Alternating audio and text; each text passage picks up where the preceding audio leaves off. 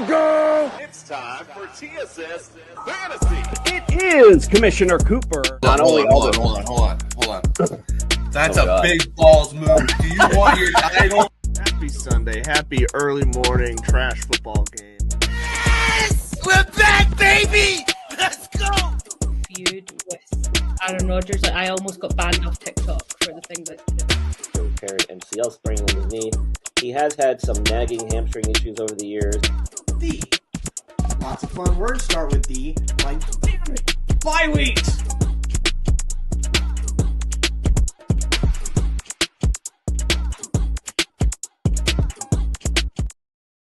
That's right, ladies and gentlemen. It is Commissioner Cooper, and it's time for TSS Fantasy. Is it just me? It's just me. Yeah! Because I'm on my phone, I can't see all the windows. I didn't know if Justin was here. I thought I saw him earlier. I don't know.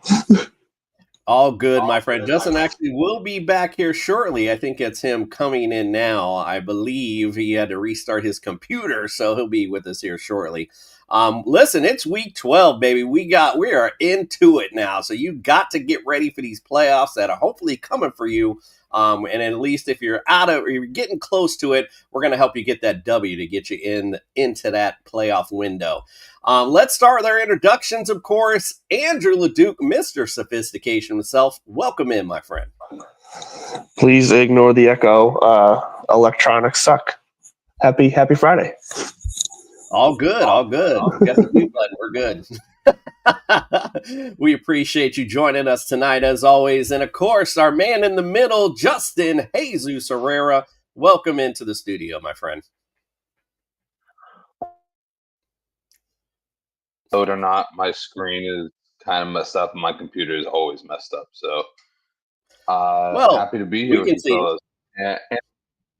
And fuck Brandon Ayuk. I knew that guy was going to be a problem the moment he signed that contract. The most dissatisfied person ever was signing $120 million. Like, how are you going to sign $120 million? You don't even show up to fucking meetings, dude. Like, waste of space. Tighten up, indeed. I feel you. All right, well, we got a lot to unpack tonight, so let's get things started. Of course, let's pay the bills real quick. If you're watching us on YouTube, do us a solid. Give us a like. Throw your comments if you got any fantasy questions, of course, throw those in there. Be happy to answer them for you. And, of course, subscribe to the channel. Little things stopping you from doing it. Big things popping for us when you do. We always appreciate that. Also, if you are looking for some championship bling for your fantasy champion, look no further than Pro-Am Belts. And, of course, playing some daily fantasy. Use the Fast Draft app. And use the promo code TSS, we'll double that deposit up to $50. I got totally distracted because it looks like LeDuc is just staring into my soul right now. All right, let's get things started tonight. He must have got stuck. Here he is. He's coming on. All right, let's get things started tonight. We got injuries to discuss, so let's bring our injury expert into the building, Brian Scott from the Injury List podcast. Let's bring him in. It's time to get your latest NFL injury updates with Brian from the Injured List podcast. The doctor is in.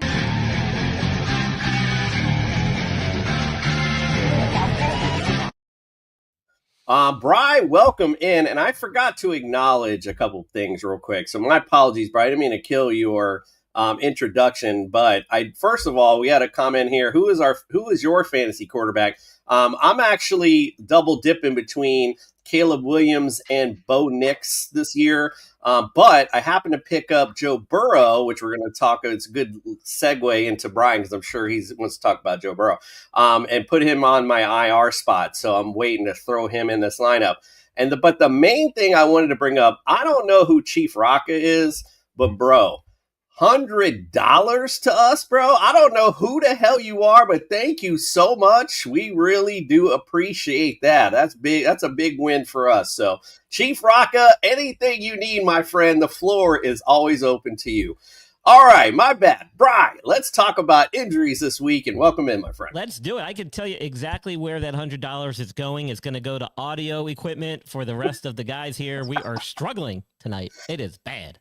And we got to have I'm calling a meeting. I'm calling a meeting, too. Going to have a staff meeting. All right, anyway, let's move along. Joe Burrow, definitely, if you're going to pick him up at all, put him in an IR spot, because I've been, first of all, I've been shocked that he's even out there practicing. He went 2 days of full practice, and then what do you think happened today? He was limited. Because I'm telling you, it's ridiculous the fact that he's even out there this early. I'm shocked after coming back from a turf toe surgery, confirmed turf toe surgery. We know it was. This isn't like Brock Purdy. This was a turf toe. And here he is, barely 2 months out. I mean, that's unheard of in all the orthopedic literature. So he's either rewriting the medical books, journals, or this is just a silly thing they're doing. I've been saying, if they re-aggravate this, if he hurts this again, this could potentially be career-threatening. I don't know what they're doing out there in Cincinnati. I don't think we're going to see him, to be honest. And if we do, it won't be until the very end of that 21-day window, which is still another week or two away.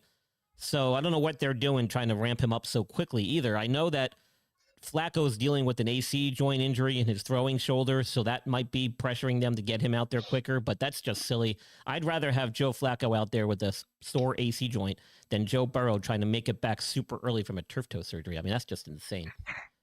So I wouldn't expect him back actually cleared anytime soon. Now, Lamar Jackson, he was a full participant today. It sounds like this ankle issue that he developed was nothing serious. He practiced in full. He should be good to go. Jackson Dart has not made it off concussion protocol. He's already been ruled out. We'll see Jameis Winston again. Aaron Rodgers, meanwhile, sounds like he's going to play. I think he's going to have a splint or some type of brace on that left hand or wrist. He was limited in practice today, but that doesn't really matter. I think we'll see him. Depending on how that game plays out, he might get some limited time if they get blown out or if they blow the other team out. I don't know who they're playing, but it's possible that they may sit him just to protect that wrist a little further if they're, no chance of them winning that game with him out there. We all saw Michael Penix go down, ACL injury to the left knee. This is not the knee that he previously had 2 ACL injuries and surgeries on back in 2019 and 2022. He's also missed time in college because of a clavicle fracture and another shoulder injury. So he's been banged up a lot over his years. I actually featured him in my NFL draft special. He was a guy that was high risk, high reward coming out of college. His injury history was a big question mark. Despite that, the Falcons went with him. And in 5 of the last 8 seasons, he's been out because of injury. And that goes back to college. So he's only been in the league since 2024. That's not good. Not good at all. The odds are stacked way against him to make it through a full season in his NFL career, unfortunately. So maybe they should have watched my NFL draft special, Atlanta Falcons. Dylan Gabriel did not make it off of concussion protocol as of yet, even though he did return to practice on Friday. He was still limited, I believe, so I don't think we're going to see him either. We will see Shedeur Sanders. I think they pretty much confirmed that already earlier in the week. At the running back position, Josh Jacobs, I think, will be good to go. He was limited in practice throughout the week, but it was just a knee contusion. MRI showed no structural damage. He should be playing. I expect that he will be playing anyway. Same thing with Jalen Warren. He's bounced back from an ankle injury. He was a full participant, is no longer carrying an injury designation. Same thing for Ramondre Stevenson. Sounds like he was a full participant. I think he might still carry a questionable tag, however, into the weekend. So there's still a chance he might not play, but he's already missed multiple games, and he's already got a full participation in practice. I think we'll see him. It might be a game time thing, though, so pay attention there. Bashul Tutin, some recurring ankle soreness, but he was cleared. He's no longer on the injury report, so he should be good to go. Meanwhile, Bucky Irving, who we've not seen in a million years, but then we did see, and now we don't see. Apparently now, thank you, Andrew. Apparently now he's dealing with a personal issue. This is not even injury related anymore, and we don't know what's going on there, but he's out. And I don't know if we'll be seeing him. There's some rumblings that we might not even see him the rest of the season, but sounds like it might not even have anything to do with his injury anymore. Not sure what's going on there. Isaiah Pacheco bounced back to practice in a limited fashion the other day, had a big bulky knee brace on. I didn't think that was going to work for him. Lo and behold, he's been ruled out today. I think he needs more time. We'll have to see when that is. He's definitely out this week, though. Trey Benson, still not back yet. He's been entered into the 21-day practice window, had a limited session today. I don't think we're going to see him just yet, possibly next week, depending on what he can do in practice. Samaje Perine, also listed as doubtful and did not practice today, so we probably won't see him this week yet. Drake London has already been ruled out with his knee issue, PCL sprain. That could be a several-week absence. Marvin Harrison still has not practiced after his appendix surgery, and I had said originally it was probably going to be at least 2 weeks. Sticking to that, we could see him get back to practice hopefully on Monday and maybe work his way back, but we'll have to see. Brian Thomas Jr. dealing with a high ankle sprain, still out. Again, high ankle sprains take some time. Terry McLaurin still hasn't practiced. Not sure we're going to see him back the rest of the year either. That quad re-injury is not something that he's bounced back from very good. And I said looked like he was hurt when he stepped back out there, so not good there. Calvin Ridley, unfortunately for Calvin Ridley, he missed, I think, 3 weeks with a hamstring injury. First catch back, breaks his fibula, had season-ending surgery. Should not affect him going forward into next season. However, we've seen players with this injury have issues, a la Chris Godwin. So let's hope he doesn't have a similar situation there. Alec Iomanor, the Titans wide receiver, has a hamstring issue. He's out. He didn't practice. Keishawn Butte, dealing with his own hamstring issue, actually returned to practice in full. He should be back in. Darius Slayton got off the injured list and practiced in full. He should be back. Big news out of Detroit, Sam Laporta goes on IR, likely out the rest of the season. It sounds like he actually had some type of minor surgical procedure. They didn't say exactly what. I thought maybe he was just going to get some injection therapy, and that's why they put him on IR, but it sounds like it might have been even more extensive a treatment than that, and possible some type of minor surgery. So slim chance we see him back this year. However, if Detroit can go far into the playoffs, that may change. So we'll see. David Njoku had some knee soreness. He returned to practice on Friday after missing a few sessions early in the week. I think he'll be good to go. And Isaiah Likely was a full participant with a calf strain. He should be good to go. No injury designation for him. And that's about all I got, unless you guys got some more questions. No, that's about it. Anyone else got anything for Brian? I do have a question. Yes. I do have a question, Brian. With a knee contusion, how likely would you think that Josh Jacobs is going to be near what Josh Jacobs would be as far as production? Honestly, I think they were probably just taking it easy with him during practice. I don't think it's anything serious. He had an MRI. MRI showed no structural damage.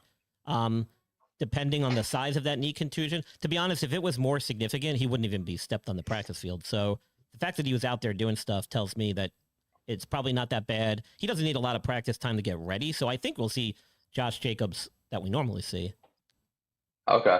And then my last one is I apologize. I was thinking about it. I didn't know if you had mentioned Travis Etienne and his shoulder injury. I did not mention him only because it seemed like this was an afterthought or an after thing of the game. Like it didn't affect him, I don't think, during the game, unless I'm mistaken there. So I haven't seen his name pop up much, so I haven't really looked into it.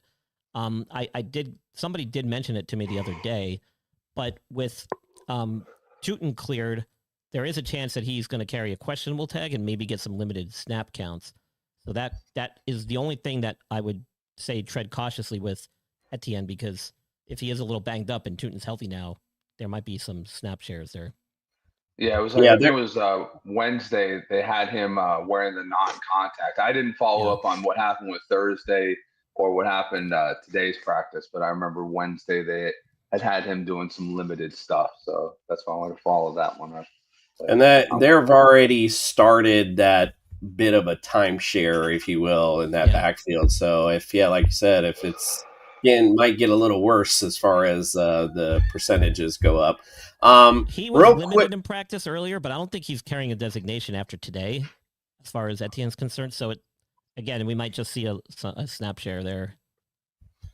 So I just want to comment real quick to our friend Snow Salt that he saw me and Justin apparently doing acts on each other. Listen, I got a big one, bro, but it ain't stretching to Maryland, so I don't think that's happening. So thanks for that comment, though. We appreciate it. Thanks, Mike. Love you. You and your many accounts. I know. Life, asshole. We got burner accounts watching us. This is awesome. Oh yeah, gotta love it. Gotta love it. All right, well, go follow Brian everywhere on social media. It's the Injured List Podcast. All great updates for you, especially all over the weekend. If you got some injury questions, feel free to reach out to him. And if you blow up his DMs, then that's on you, and he won't blame me at all. All right. By the way, man, this Brandon Ayuk situation, who's going to want to touch this guy after all this? And he hasn't proven that he's even back from his injury yet. I mean, Jesus. Thank you. That's what I was saying, too. Like, how do you go after somebody who got the bag and literally decided, dude, I'm checking out? Like, coming off an ACL injury, too, nonetheless. Like, he hasn't proven. He hasn't stepped back on the field after that. How do we know what we got? You know, how do you know what you got in him? Like, we don't know. Terrible decision. If I remember correctly, he had like absolutely just about everything in his knee destroyed. Like, yeah, it was not a straightforward ACL. He had multiple things going on. Right. So that's even worse. Yeah. No, this guy has totally effed himself. I mean, literally, you got the bag. They were willing to work with you, and you just decided, nah, dude, I'm gonna go sit at home and make videos about how I dislike this team. Like, what are you doing? Yeah, man, I don't know who's in his corner giving him advice, but it's not going well. He should have contacted ILP Sports Consultants. They could have helped him out and steered him in the right direction, gotten him the help he needed. They are good at what they do. This is what they do for a living. I highly recommend them for anybody out there watching who might know somebody who's injured or be injured themselves. I feel like Cat for Life, welcome in.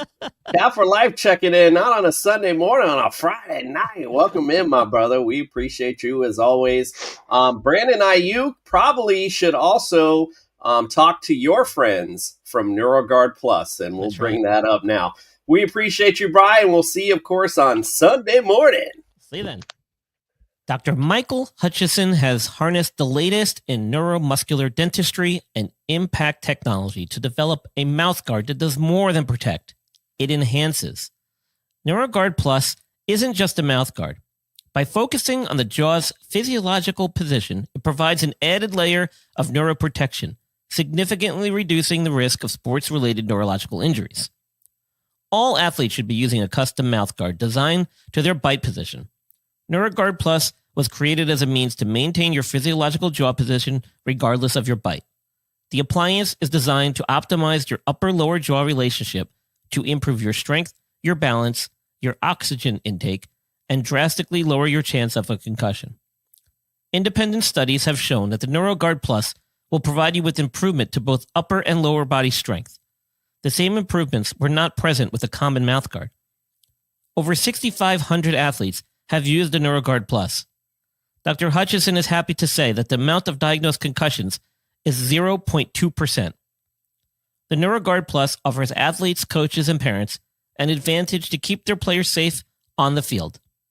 If you or your child actively participates in athletics, they need to be protected from the dangers of repetitive head trauma. Get your NeuroGuard Plus mouthguard today. Click on the link and use code ILP Sports for 10% discount on your purchase. All righty. Well, we're going to start out our Friday night like we normally do and talk about the news. Breaking news. The boys from TSS Fantasy still don't know what the hell they are talking about.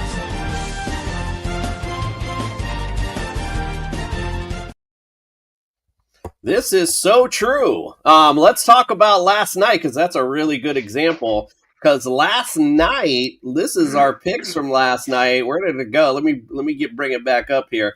This is how we thought last night was going to go. Everybody on the Bills sacked last night, and oh my goodness, we were all a little bit taken aback.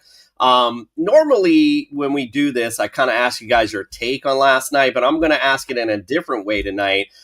Just want to bring up, of course, the stats real quick. If you played Josh Allen or played against, well, you played against him, you're feeling good. If you played him, not feeling so good, 253 and 2 INTs.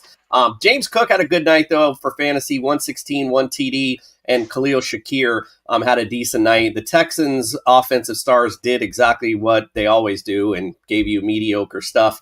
So I'm going to ask you guys in this, and we'll go to I can't even tell if Justin's paying attention. So can you even hear me? Yeah, you're good. I can hear you. Okay. I'm just messing with you, Justin. I know you can hear us. Dude, you're on mute. I'm just kidding. Let's bring up last night a different way. Justin, I'll go to you first. Tell me if last night, and then you can go into your analysis of last night, but tell me if it was more an indictment on how good this Texans defense is, or how much of a struggle these Bills are in right now. What were your thoughts on last night? Oh, last night was a total indictment on the general manager and the freaking coach. No, I'm like being for real here. Like you look at what they have for an offense. Like they were talking about it today, and I've been thinking about it for a minute. When's the perfect time to just say, this is not working, guys? I know we've had a great run. We've made AFC title games. We've won playoff games.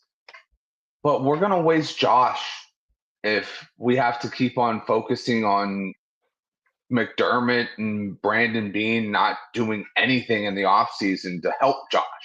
Like, come on. Like, your best receiver out there is Khalil Shakir. Khalil Shakir on some teams would be like their number 4.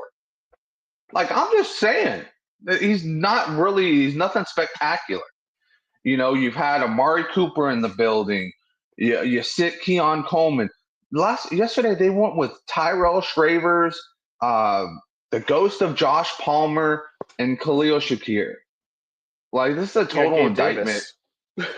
Yeah.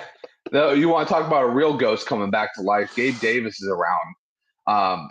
After literally going on a tour of like all 31 teams kicking him out of like getting into their training camp this offseason. Listen, this team has fallen off so hard, and I think we all picked them because we're so used to them like being where they're at, and we were just like, oh, they just need these one games to start racking up. And you know what? It's just not there. It's not there with them. It's not there with the Chiefs. We got to start picking them. Well, Duke, what are your thoughts?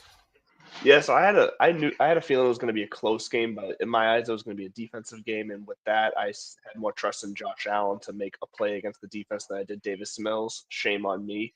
So yeah, Sean McDermott is, I think, done after this year. I think they need a change, or like you said, Justin, they're going to waste Allen. But I do think this was a shining example that the Texans defense, if we didn't already know, is legit. It is 100% a number 1 defense in the league. And it's a defense that needs to be feared come down the stretch here for a playoff run, or even, to upset someone in the first round of the playoffs just based off the defense alone. I do think that, honestly, I think the offense takes a step back with C.J. Stroud. So I'm not saying Davis Mills is good, but that's just the state of that offense. Woody Marks is the best thing they have going for them. And he looked great last night in the few. I know he didn't pop for a big play or a touchdown, but he ran hard. He looked strong. So I like what I saw there. But this was definitely the Sean McDermott downfall and the rise of the Texans defense last night. And as a Patriots fan, I'd love to see the Bills lose. Well, listen, I think exactly what Justin's saying, is spot on. I think the window is starting to close on this Buffalo Bills team, which is crazy to think. But, again, when have you gotten this guy weapons and, things to surround him with? And, so it's a lot to go into it. But, it's still Josh Allen, so he's still going to, magic, and who knows what they might, they'll make the playoffs, and we'll see if they get hot at the right time. But Brady won with Joey Galloway, just saying. And their defense is just absolutely atrocious, especially against the run. So, at the end of the day, like Justin's saying, it's a big indictment on the general manager for the Bills. And like I said, their window is definitely starting to close, so they better do something quick. All right. Well, we got a whole week 12 to talk about, so let's break it on down. It's time to get your lineup set with TSS Fantasy's Friday Night Breakdown. Breakdown! Bring it on down! Breakdown! Bring it on down! Bring it on down! All righty, well, let's start out hot. We're going to start, teams on a bye this week, just so you know. Denver Broncos, the America's team, the Miami Dolphins, Los Angeles Chargers, and the Washington Commanders. So we got quite a few people on byes this week. So just make sure that you adjust accordingly. But let's start out with a nice matchup. The Indianapolis Colts going to Kansas City to play the Chiefs. The Colts against fantasy QBs are 12th, 11th against running backs, 23rd against receivers, 29th against tight ends. Kansas City, 10th against QBs, and listen to this, they are 7th against running backs, receivers, and tight ends. So they're going with a theme, apparently, on this one. All right, Justin, we'll go to you first on the home front. Talk about those. Wait, did I give you home? I can't even remember now. I think you're home. Kansas City. So, yeah, my bad. Kansas City, talk about them. Guys you like and don't like. So, I mean, for this game, I really like Rashee Rice. And is it okay to say, even with Kansas City on the board, that's just about it? Like, I don't feel like we can trust Patrick Mahomes like we have in the past. I mean, our buddy Greg has Patrick Mahomes and Jackson Dart. And before the Jackson Dart news, I would have said start Jackson Dart. Because guess what? He has a better matchup as far as like favorable for like scoring. I mean, Detroit obviously going to put up numbers on the Giants. You're going to play garbage time. Patrick Mahomes does not look like Patrick Mahomes. I mean, early on, everybody's like, oh, MVP Mahomes. That's not there. It's really not there. I want to talk about a team that, karma is starting to fucking finally kick in on. It's the Chiefs. And, I think the only thing you can say outside of Rashee Rice for me would be the Chiefs defense. I mean, a lot of people say Travis Kelce. He still hasn't been himself either. Last week was a nice week, but other than that, there's been very few and far in between as far as like weeks of success for him. So if I had better options, I'd stay away from Travis Kelce as well. And there's quite a few better options, I'd say. Almost 12 better options at the tight end position than Travis Kelce at this point. I like it. LeDuc, what do you say about the Colts? I want to like them, I think, a lot more than I can in this game, just because this just feels – I get what Justin's saying, but it does just feel like the Chiefs are really going to lose a third home regular season game this year. I'm not sure it's going to happen in this spot, especially after losing 2 in a row in general right now. But you have to play Jonathan Taylor. I think Jonathan Taylor is going to be Jonathan Taylor and Tyler Warren. But honestly, when it comes to Daniel Jones, like he would be a back end QB1 for me this week. And then you just kind of take your pick between Alec Pierce and Michael Pittman, because I don't think both of them are going to pop off. I think you take the chance with Pierce, but this is really just you can trust Taylor and Warren and hope for the best, because I think the Chiefs are going to try everything they can to pull out a win here. We'll see what it looks like, for what that means for the Colts, but yeah, Taylor and Warren mainly.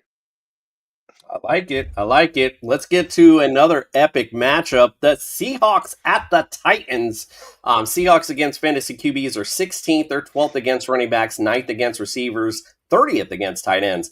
Titans, 20th against QBs, 25th against running backs, 26th against receivers, and 10th against tight ends. So, LeDuc, talk about those Seattle Seahawks and what you expect from them this week. Yeah, this is straightforward. It's pretty much what we've continued to see all year. Sam Darnold's gonna be right on the cusp of a QB1, QB2. JSN's gonna eat.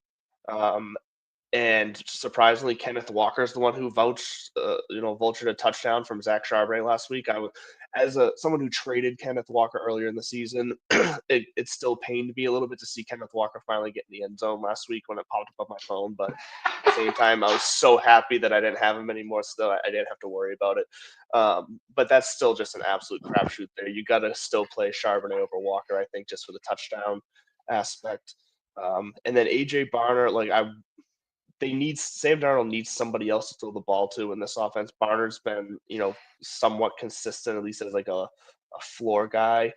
It's a tougher matchup, but I'm kind of still all right with it. If you really need someone, AJ Barner, I think, could be a fine streamer this week. But other than that, it's really just Darnold and JSN. I like it. Justin, anyone at all you like on the Titans? What was that? Was it a Jordan Peele movie? Nope. Yeah, nope. Oh yeah. Yeah. If I'm forced to gun to the head pick somebody, I would pick the guy Dikey, or Dyke, whatever you want to call him. I think it's Deke. Deke. A little Dikey. A little Dike. But I would take him in a PPR setting. But other than that, it's just nope. It's a whole lot of nope. Mm-hmm. I feel you on that. It's really fun looking at their depth chart on Fantasy Pros because they have the ECR for every player on their depth chart, and Cam Ward's the highest ECR at 27. Wow. It's brutal. Disgusting. All righty. Well, let's get off that because that just leaves a bad taste in your mouth. Let's talk about the Vikings at the Packers. Vikings against fantasy QBs are 13th. They're 10th against running backs, 4th against receivers, 26th against tight ends. As far as the Packers, 8th against QBs, 13th against running backs. They are 11th against receivers and 17th against tight ends. So, Justin, we'll go to you. Let's talk about those Green Bay Packers. Obviously, you're investing in Josh Jacobs. So, what do you think about their chances this week? Well, I mean, I have Josh Jacobs in the league, and yes, that was a very personal question. But you know what? I still don't know if I'm going to start him in that league. Because I have a feeling Emmanuel Wilson, I have a feeling this is going to be a week that they kind of really go half and half on the rotation. I think they're going to try and get Jacobs some run, but try and heal him up at the same time. But we'll see. We'll see. I still got some time to pick for that one. But anyways, I'm not safely going to say roll him out. I would say if you have to, flex him. Jordan Love, like what I saw. Christian Watson is healthy, so I think he's definitely a good choice out there. Nobody else, as far as receivers, gives me any hope. Romeo Dobbs is strictly a flex play in PPR leagues, and don't even talk to me about Dante Wicks. And the defense going against number 9. Yeah, that's literally what he calls himself, is 9. I'll take him. To fumble the ball at least once or twice and maybe an interception against that Packers defense. All right, I like you. Let's talk about those Minnesota Vikings, Mr. LeDuc. Talk about a roller coaster. I don't know what the hell JJ McCarthy's doing. He looks fine one week, and then he does what he did last week. What week did he look fine? Oh, did he? Well, I should. You're right. I should specify he got some decent garbage time points for fantasy purposes. But no, sorry, LeDuc. I just like it because people go. They talk about quarters with him. I'm just like, quarters? Yeah. I didn't know we played quarters. I know we played games. Like, what are you talking about? Well, to give you any idea where I am with JJ McCarthy this week, in a Superflex league where I desperately need every single point I can get, I dropped him and picked up Trevor Lawrence to play this week instead, which I don't feel great about, but I feel good enough about. So yeah, JJ McCarthy I think is going to be on your bench unless you're desperate in a Superflex and 2 QB league. With that being said, though, Justin Jefferson and Jordan Addison, I think you're looking at a wide receiver 1 and a flex play there. I'm fine with both of them. TJ Hawkinson's out to pasture, and Aaron Jones, I think, is slowly going to regain this backfield. So I'm fine starting Aaron Jones as well in this game, but I'm definitely not thinking a ceiling game for him or feeling very confident about it. But I think you're probably going to be given some buys and injuries. You're probably going to have to start him as a running back too. All right, I like you. Nothing wrong with that. All right, let's get to the next matchup. The stinky, disgusting New York Jets visiting the Baltimore Ravens. We know that they're disgusting. Kaepernick got a question. Would you guys trade Wandell and Bucky for Tootin and Waddle? What do you guys think of that one? All day long. All day long. Yeah, I mean, all day long from Bucky, and you don't know when you'll get anything from him. So yeah, that's the only concern is way this Bucky thing is because I have Sean Tucker and I put him in my lineup as I was desperately trying to find something else due to this Bucky situation, but I've been of course closely monitoring and it's starting to look more like Bucky's not going to play he's already ruled out.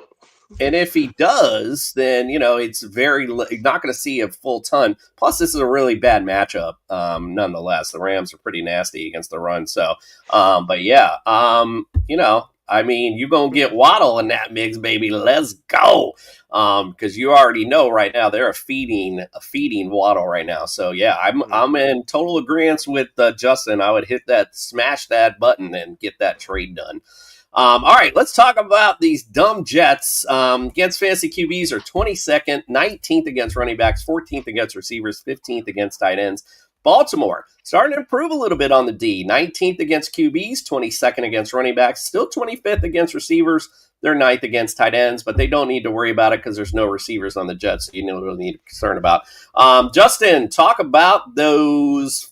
I forgot what you had again. The Ravens. New York Jets. Ravens. Ravens. Whatever. Talk about whatever you want. Because they're in Baltimore, right? Yeah. Yes. I don't think LeDuc wants to talk during the segment. I didn't want to talk against Tennessee segment. Jesus Christ! I mean, this one? I was just gonna say Nope the sequel, so that's fine. I fucking love it. I gotta see that one. You know what? Just play everybody at this point. If they're playing, play them. This seems like the type of game where Zay Flowers goes for 2 touchdowns. Like, everybody's been talking shit about him. This seems like that game where they just, that game that the Ravens just throw Rashad Bateman the ball twice and he scores both times. That's this game. Mm-hmm. That's this game. So just play everybody that you have as a Raven. Justice Hill, throw him in. Isaiah Likely, why not? It's Charlie Kohler probably going to catch one in a deep league. It's funny that you say that because literally, I was just telling you my conundrum with Tucker, and that's exactly what my thought was. I was like, I already have Derrick Henry. I might as well just throw Justice Hill in that damn second RB spot, and just because he's going to get a little something this week too. So I feel you on that. Play your Ravens, indeed. But what, LeDuc, any thoughts on those Jets? The only thought is that I think somehow the Jets offense is going to actually look slightly better with Tyrod Taylor, but that's all you can say. Doesn't mean it's going to be good or serviceable, but it'll look a little better. Nice. 177 yards and no picks? What? Exactly. Justin, I don't know if you were on earlier when this came up, but I just wanted to bring it up again. Chief Rocka, bro. Like, thank you. $100. Yeah. I just got to throw that out one more time because that was such a cool... Like, I don't know who the hell you are, bro, but like I said, you get freebies of whatever the hell we can offer you. Oh, goodness me. All right, well, so you already said nope, so let's just move on to the next one. Yeah, there's nobody on the Jets I like at all. So yeah, that's one of those games where you hammer it down and you move on real fucking quick. Let's go. That's right. Absolutely. All right, let's get on to the next one. We see some fantasy points in this one. We got the Giants at the Lions. Giants against fantasy QBs are 31st, 30th against running backs, 27th against receivers. They're 11th against tight ends.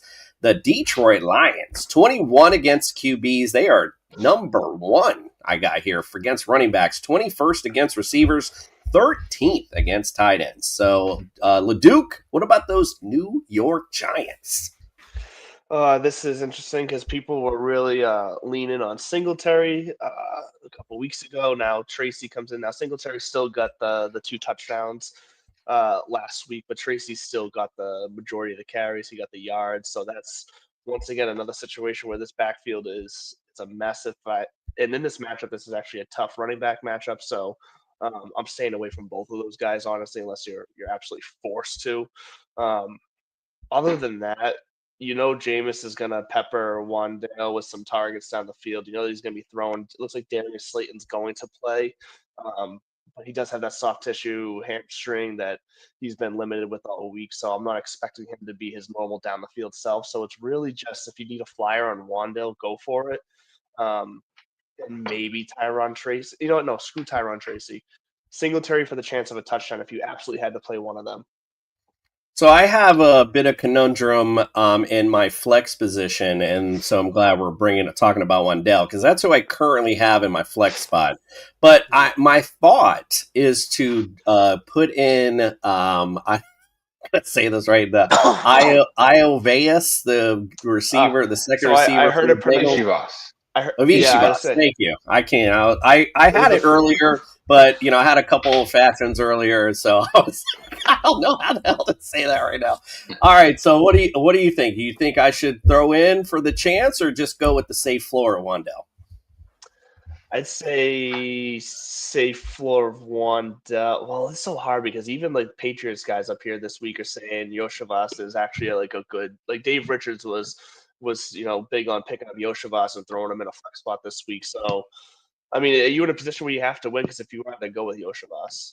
Yeah, I need to win, but luckily the guys played Josh Allen last night, so I'm feeling a little bit better about where I'm at right now. But Gonzalez is gonna be on Higgins, and Yoshivas is gonna probably be running all these zigzag routes in the middle of the field. So that's the first thing I thought of, and then I also did a little research and saw he's actually been targeted a decent amount in the red zone too, even with Chase and Higgins in. So I was starting to lean that way because I'm like, that'd be kind of cool actually if that ended up happening. But so anyway, yeah, that's kind of where we're at with that. But all right, Justin, talk about those Detroit Lions. What do you think? Play Amon-Ra St. Brown for sure on this game. JMO, just play everybody in this game. It's gonna be a good game for your Detroit Lions. I mean, play your stars. All of them. Even throw out Brock Wright. Brock Wright is a nice little addition right there. I don't know why he hasn't been catching touchdowns, but Dan Campbell, that's his dude right there. He loves from Brock Wright. Listen, I mean, I think this is going to be a good fantasy matchup on both sides, so that's why the Wandell thing looked good to me, because I feel like they're going to have to keep throwing to keep up with Detroit. But not to give anything away, but LeDuc is a big fan of the Detroit Lions offense this week, which I can't say he's wrong about. I really actually think that's good. I was wrong about the Cardinals last week. He seems like a pretty smart dude. He was the only one that predicted Jacoby Brissett would go for 47, a record 47 completions, 400 yards, 2 touchdowns, and still only managed like 24 points. How the fuck do you do that? Oh, that's right. You throw 2 interceptions. We did bust his chops about that, and he really did come through. So he ain't wrong. He's a big fan of Lions offense this week, and so am I. I mean, I thought the same exact thought was, they're going to go off on, how they struggled last week. At home, they're better. This matchup is better. So you're going to see a lot of points in this game. And thusly, the Giants will have to put up a little bit of the points of their own just to keep in this matchup. So I think both sides, you're going to see some good fantasy points come out from both squads. So I like this game for fantasy purposes anyway.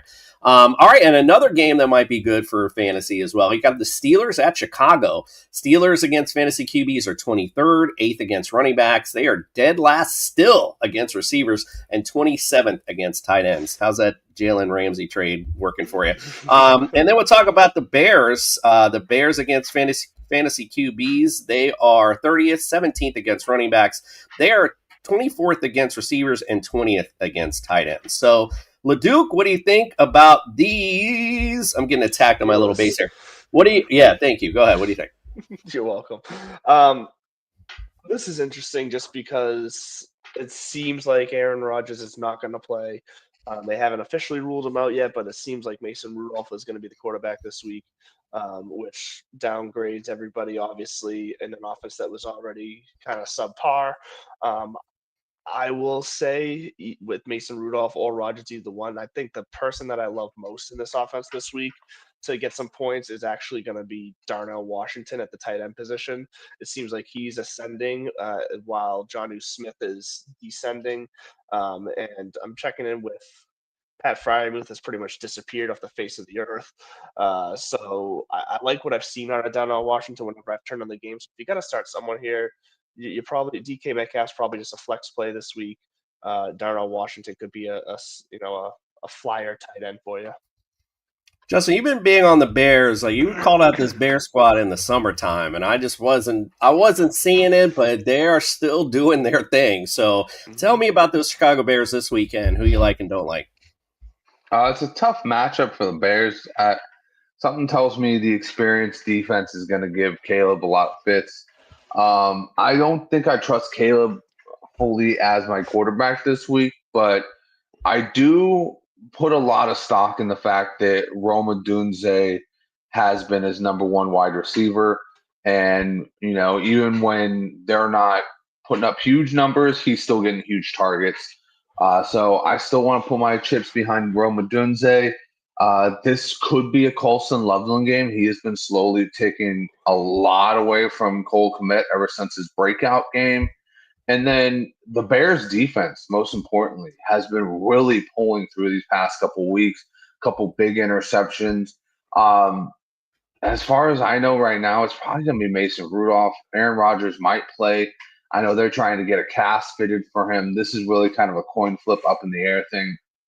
I think even with Rodgers out there, and I know he is a full-time investor, owner, and daddy to the Bears, but I think that this could be a very bad matchup for whoever is the quarterback of the Steelers. Okay, I'm with it. I like that. All right. Well, we got a game that speaks to one of our guys here. We got the New England Patriots going to Cincinnati to play the Bengals.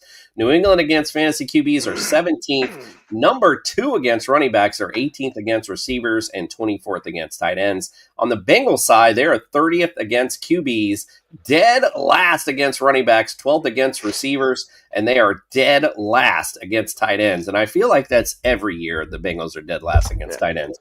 LeDuc, though, let's give it to your boys this week. Talk about your Patriots. Talk about the guys you like and don't like. Gay for May, baby. Gay for May. That's the shirts that they're printing up here, and it's fantastic. I'm not even lying. People are printing those shirts, and it's awesome. But Drake May has a chance to be the number one fantasy quarterback this week with the way the Bengals defense is. Obviously, here's the thing with even though it's a great matchup for the running backs, Stevenson is back this week. So this is now an unknown of how we're going to balance Henderson and Stevenson now that Henderson has really popped off. I obviously still like the big playability more of Henderson here, but I'm a little worried that Stevenson, if they're down in that red zone area, might steal some goal line carry. So that'll be kind of a touch and go situation there. But other than that, Keisha Booty being back is huge for this offense. Deep threats right back there. I think they're still going to work both Matt Collins and Diggs in the middle of the field. And then obviously, like you said, Hunter Henry. He's been somewhat quiet in recent weeks. This is the week that I think he pops, and he's very viable as a tight end one this week. Giving me Craven vibes this week. The Hunter will be out for sure against the Bengals.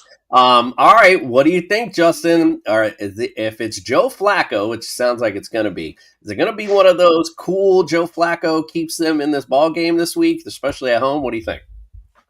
I mean, if it's Joe Flacco, then we're all cooked. Yeah, so if it is Joe Flacco, I'm not playing Joe Flacco because it's going to be a really tough game for Joe Flacco. An immobile quarterback with not his number one wide receiver out there.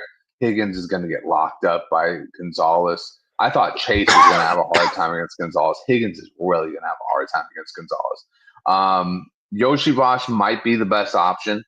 And then Chase Brown, he's not going to be a great option as far as from the running back perspective. But if you have him in a PPR league, he seems to be getting that range of like 5 to 8 targets a game with Flacco. So that seems to be a very good option there. We just got a question in that's kind of relevant to this game, but also relevant to my fantasy lineup. Chase Brown or Travion Henderson. PPR, bro, I think I'd go with Chase Brown just because, Henderson, they haven't been throwing the ball to the running back too much in New England, mostly because they've been just dominating off of their game script. And then, like I said, with Brown's been getting like 5 to 8 targets easily the past like 3 games with Flacco. So he's been killing it. I mean, Andrew, I got to ask you because you seem to be really in tune, kind of like in tune with I am with the 49ers, and obviously Coop is with his little baby team over there. How's it going out there as far as the beat? How are they liking the Henderson breakout? Do they think it's going to really impact Stevenson, or do you think that Stevenson's going to have more of an impact on Henderson? I think the fear here is everyone seems like to be assuming that Stevenson's going to have an impact on Henderson. Unfortunately, some of the I guess the sayings I've been hearing around is that Stevenson helps us when he's on the field. Henderson helps us when he's on the field. And I even heard that someone threw in that Terrell Jennings helps us when he's on the field. So we're all gonna help each other, which is not what you want to hear from a fantasy perspective.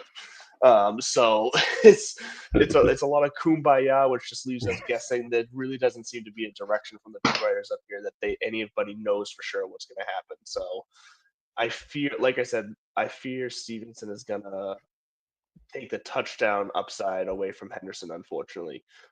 Obviously, why doesn't Vrabel like talent? Breaks a 70-yarder. Why doesn't Vrabel like talent? Like, come on.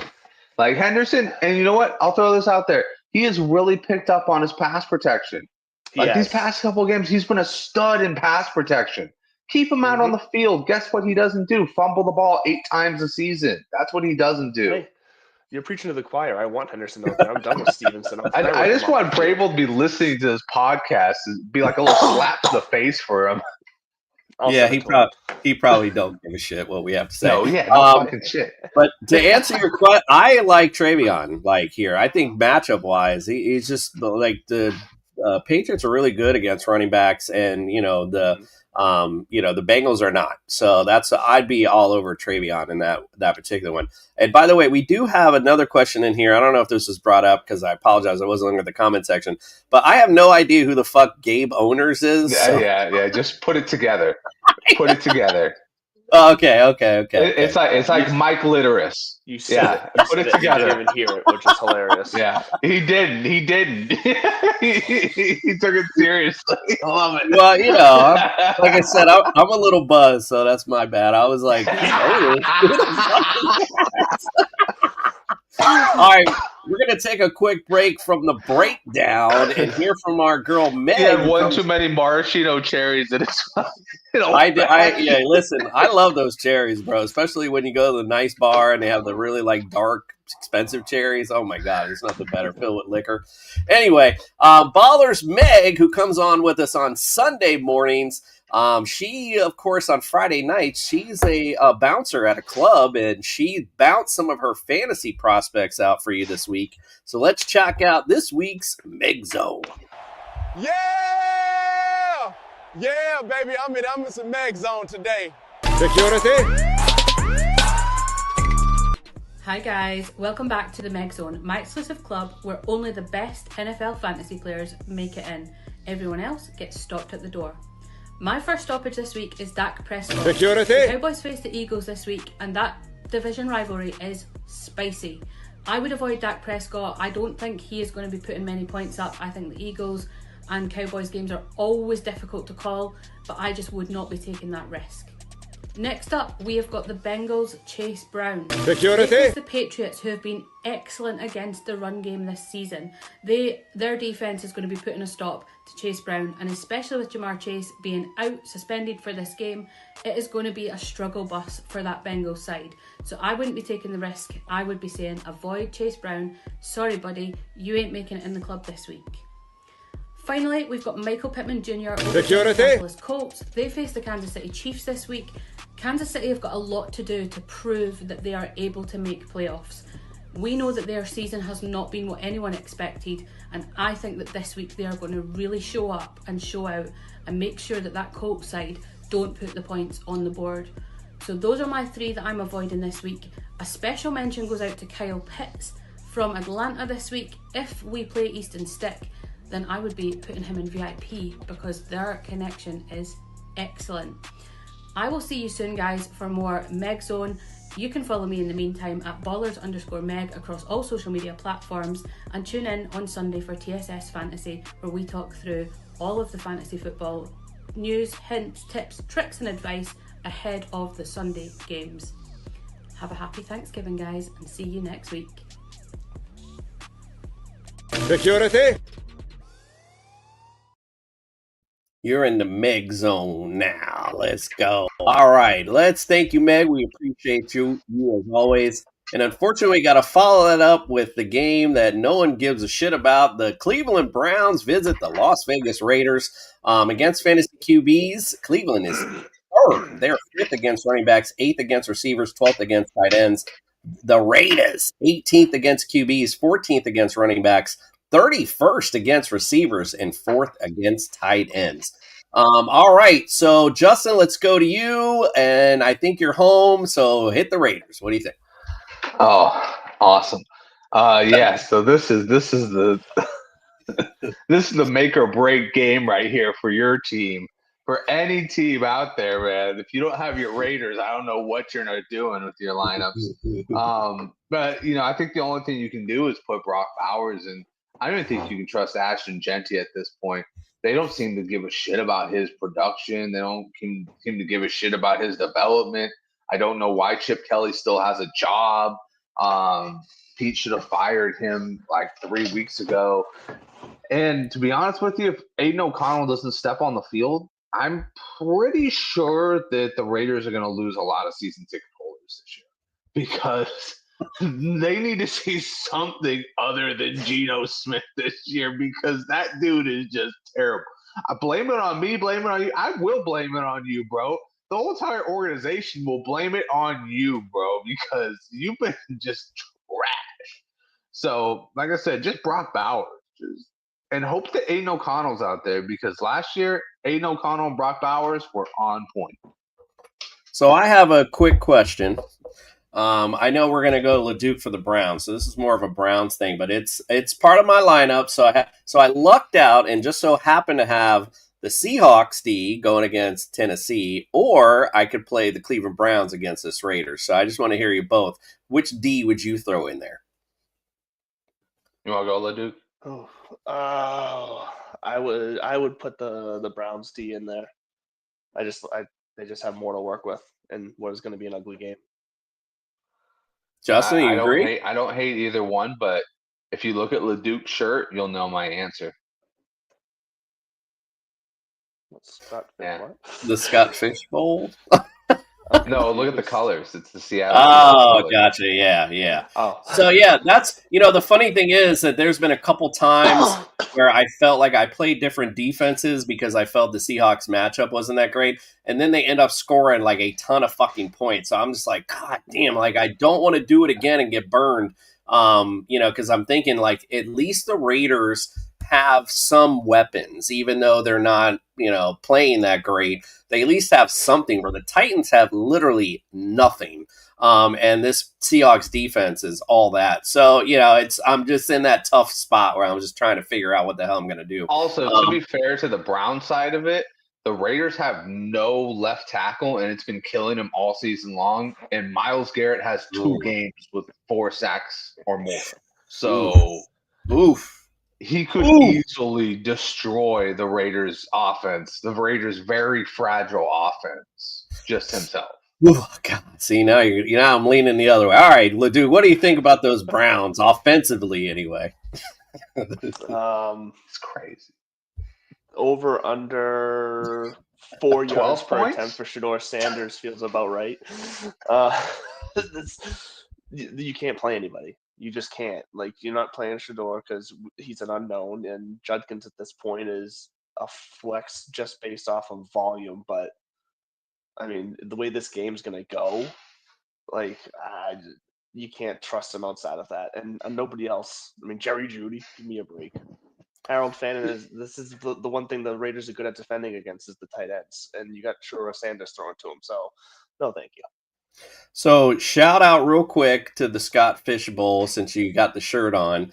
TSS Fantasy has made the playoffs. So, shout out to us. We do know what we're talking about sometimes.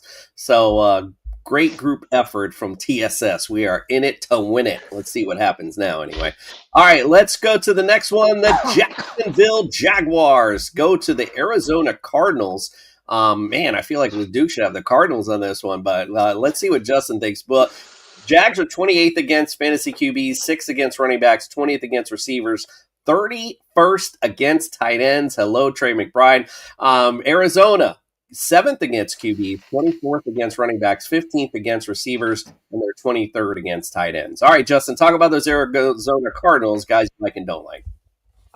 So yeah, I mean, I think it's pretty simple in this one. Jacoby Brissett in 2 QB leagues is perfectly fine. Trey McBride 100% of the way. And then I do like me some Michael Wilson. Once again, no Marvin Harrison. I will not expect him to go for 185 yards because he's not playing the San Francisco secondary. Jacksonville's a little bit better, but still, I mean, he can sprinkle in a touchdown very easily. Jacoby is just letting it zing, man. I like Jacoby when he just lets it zing. When he's got no pressure and he's just throwing it out there, sign me up for that all day long. As far as the running backs go, I will not be like Leduc. I will not be going with an Arizona running back because I don't know who it's going to be. Is it going to be DeMarcado? Is it going to be Michael Carter? Is it going to be Joe Schmo from down the street? Is it going to be Gabe Owners over there from down the street? You know? But yeah, so I think it's pretty easy. Just plug and play the guys that you know are going to do good, and just for the rest of it, just pretend you never saw Arizona Cardinals on your team. You know, other than Trey McBride, I don't want to see an Arizona Cardinal. It feels disgusting if I have Jacoby Brissett. It feels like a lost season if I have Jacoby Brissett starting. Yeah. Well, he wouldn't have lost for you last week. That's for damn sure. Yeah, all right, Leduc, what do you think, man? Let's talk about those Arizona Cardinals. Well, I think Jacoby Brissett's the new Ryan Fitzpatrick. He's just going to be a journeyman that every team he gets on, he just lights it up. Jaguars, I mean. Sorry. I knew what you meant. Yeah, sorry. I was riffing. Is he going to have a bus with was it Whitworth? Him and Whitworth going to do a tour? I'd watch it, honestly. So like I alluded to earlier in the show, I somewhat like Trevor Lawrence this week. I think him and Parker Washington would be the two in the passing game that I'd want to, if I had to pick, those would be the guys that I would target here in this offense. The running backs, as Brian was getting to in the injury report, it really a lot of it depends on if Tootin plays and what that all looks like, what that share looks like if they both play. I like the running game in this matchup in general, though. So even if they both play, it wouldn't shock me if both of them find the end zone. And I would actually give the edge to ETN just because we don't know how Tootin's going to look with that ankle injury, even if he does play. So other than that, if he was healthy, I would give the edge to Tootin. Yeah, other than that, it's really just Lawrence, and I would give the edge to Parker Washington in the receiving core. All right, I like it. All right, let's get to a good matchup here. The Eagles go to the Cowboys. Philly against fantasy QBs are 11th, 20th against running backs, 13th against receivers. They are number 2 against tight ends.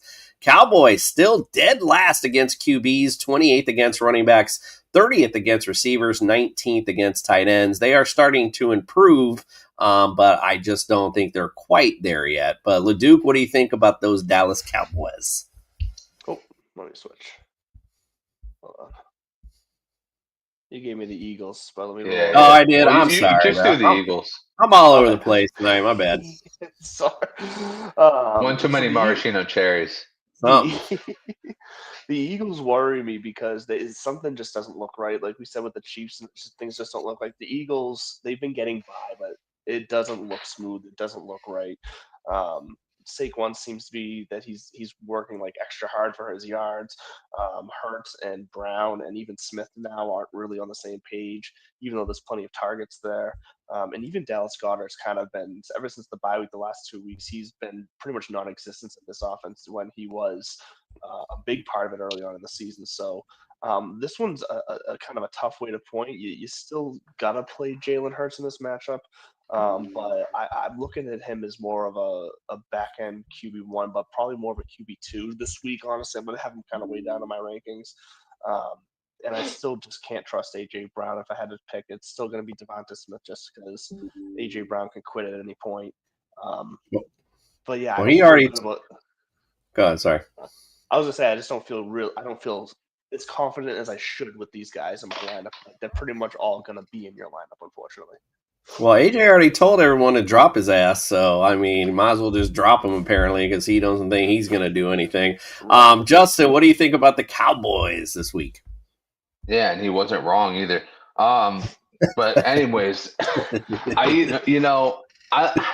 it's a tough one because Dak he's performed better against the Eagles when he's in Dallas. So you got to take history into account, but at the same time, we've seen a lot of quarterbacks look like shit against the Eagles defense. I don't know what it is. The Eagles defense isn't that special. It's a whole lot of talent. That was it. I think Dallas is going to go in thinking they've got to win this game, and I think that's going to be good for Prescott's, for his mojo. And the first game wasn't bad, but it wasn't what you would want from your starter. So I'll say Prescott's one of those guys. If I have a super flex, I'm very happy with it. If I'm in a single QB, I might want to explore different options. Javonte Williams, he's a low end flex for me on this game. I don't see him being as effective as he was against the Raiders. The wide receivers, crazy enough, I know you can't sit him, but I would sit him if I could. CD Lamb. Just not a great matchup against Quinion Mitchell. On the other side, Jordan Pickens. Great matchup against whoever the hell is going to be guarding Jordan Pickens. Because guess what? It ain't Quinion Mitchell, and it ain't going to matter. Jordan Pickens or George Pickens has definitely, yeah. I had a Cooper syndrome right there. I was thinking, is he going to dunk that shit or what? Yeah, George Pickens has definitely been a huge upgrade from the historic Brandon Cooks and all these guys because he's a number one. He's probably a 1B. I mean, he could be a 1A on somebody else's team, but he's really grown with CD Lamb. Last week, look, Jamison Williams, who was going to guard him? Nobody guarded him. He literally scored on a crosser that he had to get like 20 extra yards on. So it's like, yeah, that just has a George Pickens game written all over it. And then Ferguson is, if you got better options, take it. So this is again a rematch of the NFL opener, which I was actually there to watch, and it's really surprised me because the Cowboys that game really shut down both AJ Brown, Devonta Smith. In that particular, there's a lot of Goddard in that matchup. So, just like when those teams that they replay, it's not going to be the same blueprint. So I personally think you might see a little bit of a shootout in this. I think Jalen Hurts comes to play in this particular matchup, and I think we'll see a fun matchup. Which should help the Eagles because the last few games, about to put me to sleep. But guess what? They're still winning football games. It's so funny because I keep hearing all this stuff about them, and it's like, bro, they're still dominating. Like they still win almost every game. So I don't know what all the complaining is about, but it's not flashy. We'll put it that way. But a W is a W. All right, let's get on to a game that no one would care about unless it was actually. Unless you have fantasy people in this matchup. It's the Falcons at the Saints. Falcons against QBs are 14th, 29th against running backs, 17th against receivers, 3rd against tight ends. The Saints are 15th against QBs, 16th against running backs, 16th against receivers, and 16th against tight ends. Another theme going on here. So, Justin, what do you think about those New Orleans Saints? Did it right that time. Nope. The trilogy. Part 3. No, but I'll be okay about this one. Let's I'll say this: it's a very tempting matchup to put Alvin Kamara in if you have him because the Falcons have been so piss poor against the run game. It's just insane at this point how bad they've been. And then I think the only person I'll start with any type of like confidence would be Olave. But other than that, I don't want any part of Tyler Shuck, Jawan Johnson, pass. Maybe the defense, because if Meg is correct and it's Easton Stick, then it's really going to be ugly. It might be the worst game of the year ugly. So, yeah, the safety is not bad, which I never thought I'd say this year. I never thought I'd say that. LeDuc Falcons? Is it nope? Part 4? It is, but you do have Bijan, so I guess it can't be. Mm-hmm. Poor Bijan. So you know what we'll do? We'll pull a jackass here. It's nope and a half. Yeah, I think the way Tyler Allgeier's been diving in the end zone too, I think he would not be a bad flex play either in this matchup. And I'm with Meg. I think Pitts is going to have a decent day in this matchup, no matter who the hell the QB is, quite frankly, because who the hell's they going to throw to? Darnell Mooney might be one of those guys you could maybe flex, although he hasn't done shit all year. But without Drake London, the ball's got to go somewhere at the end of the day. So what the hell? Ground. You're really optimistic about a team that doesn't seem like they could throw 5 yards downfield. I'm trying to play the good cop here. There you go. All right, let's go. Let's go to probably the matchup of the day: the Bucks at the Rams. Bucks against fantasy QBs, 25th, 27th against running backs, 22nd against receivers, 8th against tight ends. Those Rams, 6th against QBs, 3rd against running backs, 18th against receivers, 22nd against tight ends. Well, Duke, what do you think about the Rams? Did I do it wrong again? The Bucks. My bad. Oh, yeah. Buck. My fault. I did it again. Be scrolling fast. My fault. It's good. It's good. This is going to be tough for Baker. This Rams defense is no joke on the pass rush. Baker's going to struggle. So I think I actually do think with Bucky Irving officially being ruled out, I think this is a big Sean Tucker game again, just because I think they're going to actually check down a lot to him. I like Kate Otten in this game too. I think Emeka Egbuka gets kind of shut down. So I think it's going to be a lot of secondary players, at least when you're looking at what you expect out of this offense, that are going to pop off this week if they do anything. And that, like I said, that's going to be a Sean Tucker's, your Kate Ottens maybe. Chris Godwin had a chance of playing, but he's also been ruled out now. So we're going to see the kind of same lineup of Egbuka and Tez Johnson, but I'm not really sure they're going to be able to get much going against that secondary. I like it. All right, I'm sorry to do this to you, but talk about them Rams. Oh, it's okay. At least there's a lot to talk about with this team. I mean, I don't think there's a bad option. And, I think last week the Tampa Bay defense looked so bad at times that you kind of go, yeah, Nakua could go for like 2 touchdowns. Devontae can go for 2 touchdowns, and Kyrie can go for 2 touchdowns in the same freaking game, and that's very possible. This defense is going to be all up in Baker's grill all day long. Do not be surprised if we see an interception or a forced fumble. It's just it's starting to become. I'm starting to feel bad for Tampa, and my team's been injured a lot, but they just are not catching any breaks. They're trying to get guys back, and guys are just like, oh yeah, no, actually, there's a personal issue popping up, or Chris Godwin just isn't quite right after what you couldn't just have sat a little while longer. You had to come back and aggravate it. So I feel bad for Baker. I think he could have been MVP, but he's going to he's at this point, he's fighting to just win the NFC South. Which ain't going to be that hard of a fight. Carolina's really good right now. Carolina scares the shit out of a lot of teams. I just can't. 6-4. Same record as the Bucks. Wins or wins. I can't, though. Speaking of Carolina, great segue. They visit your 49ers on Monday night. Carolina against fantasy QBs are 9th, 21st against running backs, 5th against receivers, 21st against tight ends. The Niners, 24th against QBs, 18th against running backs, 28th against receivers, and 25th against tight ends. All right, floor is yours, Justin. Talk about your team. Who you like and don't like this week? I think this is going to be a great game for Christian McCaffrey. It's going to be against his old club. He's been phenomenal all year long against all competition. Mm-hmm. Look for that to continue. It's your normal guys. It's Kittle. I think Pearsall can break it off this week. Would not be surprised if the 49ers get up big, if Brian Robinson even sneaks a touchdown in. So for your deeper leagues, if you need an option, B-Rob has been getting a lot of touches, and they really like him as their guy toting the rock toward the goal line. And if they actually start to get into that, like I said, if they get into that point where they're winning by a lot, they're going to hopefully, you go fingers crossed, hopefully take Christian McCaffrey off the field.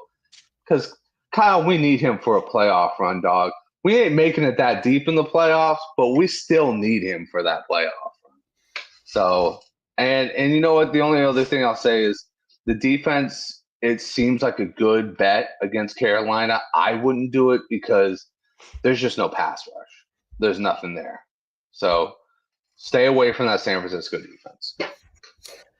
Yeah, so it's funny you brought up B-Rob because as I was searching the league to find someone, that was someone else. I almost reached out to you because I was like, I was thinking the same mindset you are. If they got a big win, you could definitely see a world where B-Rob starts to come in and play a little bit. So that was somebody else I was gonna see if he wanted to trade me for. But I'm going to stick to it because Sean Tucker's going to be sorry, so I'm good with it. All right, LeDuc, what do you think about those Carolina Panthers? I think Bryce Young's 400-something yards last week was an anomaly, so don't expect that again. He's going to return to a mid to low-end QB2, I think, this week. I do like Rico Dowdle. I like McMillan, Ted McMillan, just to be getting the volume from Young that he does throw. Sneaky though, Jatavian Sanders, I think this week has a random usable week tight end position. I like the matchup. I like the way he's used recently. So if you really need someone, I still think we mentioned some better options. But if you really need someone off the waiver wire, it's a deep league. Jatavian Sanders, you could go worse, and he'd be super cheap in DFS as well. Rico Dowdle, I think he's going to get back in the end zone this week. He'll probably get their only score if they get any scores. So that's about where it starts and ends for me. Yep, I mean this would be a decent game. I mean, I wouldn't be expecting like a slobber knocker, but I think it'll be at least a decent game for Monday night at least. So we'll find out. I think as Justin has alluded to, that D's been a little shaky as of late. So we'll see if they can get back on track. You never know, of course. All righty, well, let's end tonight with like we always do and get a little sophisticated. Our boy Andrew LeDuc brings our sophistication station, brings you sophisticated picks for this week. Let's check it out.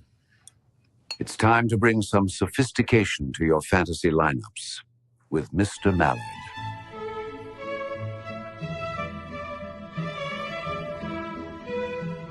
Welcome into Sophistication Station. Andrew LeDuc here, a.k.a. Mr. Mallard, host of the Divots and Pivots show. And this week we're going to get into our 3 classy starts for you to help you get that playoff push underway or finalized. So let's start off with Jahmyr Gibbs. Jahmyr Gibbs has looked electric recently, really all year, but recently especially. He's had that big playability that we love to see out of him. He's got a good matchup against the Giants this week, who he should be able to eat against, and that Lions offense is going to be looking for some redemption after last week. So I think the Lions and Jahmyr Gibbs cook this week. So get Jahmyr Gibbs in there. And then let's go to Michael Wilson, one of the hotter wide receivers right now playing. He's got another good matchup as well. I like Michael Wilson and the connection he has with Jacoby Brissett. So Michael Wilson should be in your lineup as well. And then let's talk about another trusted and reliable guy who's been quiet for really 2 years now. But the Chiefs are going to be looking to get back on track. They're going up against Indy, a tough opponent, but the one weak spot they have in their defense is against the tight end. So Travis Kelce, yes, get Travis Kelce in your lineup this week. I think Mahomes is going to be looking to his trusted weapon from the pass. He's going to try to get him going here because they need a win. And they have a window open now that the Bills lost. The Chiefs could have a chance to slide a little bit into better playoff position if they want to make a run here. So get Jahmyr Gibbs, Michael Wilson, Travis Kelce in your lineup. And as always, friends, stay classy. Stay thirsty, my friends. Now go win your fantasy matchup with class. Go win it with some class indeed. And then, of course, wake up with us on Sunday morning, 8 a.m. We got it all for you. We got betting lines. We got our best DFS lineups. We'll go over the weather even. And, of course, Fantasy Jesus will bless that fantasy lineup for you. So check us out on Sunday morning. As always, we appreciate you. Thank you guys for joining us tonight. And a big shout out again to our boy, the Big Chief, sending us some cash. We always appreciate that. We'll see y'all on Sunday morning. Good luck. Well, not good luck because you'll see us on Sunday and we'll wish you good luck then. All right, guys, we appreciate you. We'll see you on Sunday morning and we are out.